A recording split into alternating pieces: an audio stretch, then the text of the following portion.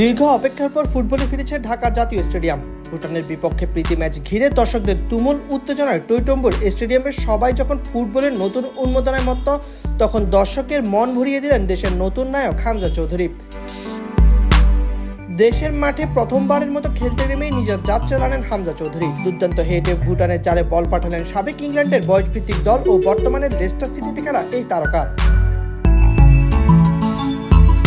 খেলা শুরু মাত্র 6 মিনিটেই বাংলাদেশে পায় কর্নার। জামাল ভুঁইয়ার নিখুঁত কর্নার থেকে ভেসে আসা বলের দিকে মাথা বাড়িয়ে নিখুঁত টাইমিংয়ে হেড করলেন হামজা। বল সোজা গিয়ে জাল ছুঁয়ে ফেললো, আর গ্যালারিতে তখন উল্লাসে ফেটে পড়লো হাজারো সমর্থক। একই সঙ্গে দেশের জার্সিতে প্রথমবার মাঠে নেমেই করলেন অসাধারণ গোল।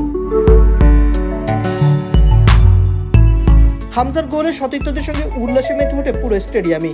দর্শকের আকাশচুম্বী চিৎকারে হামজা উদযাপন করেন নিজের প্রথম আন্তর্জাতিক গোল।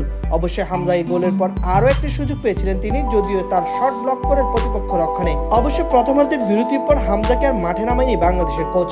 দলের সবচেয়ে বড় তারকাকে বিশ্রামে রেখে তার শতভাগ চাইছেন সিঙ্গাপুর ম্যাচে।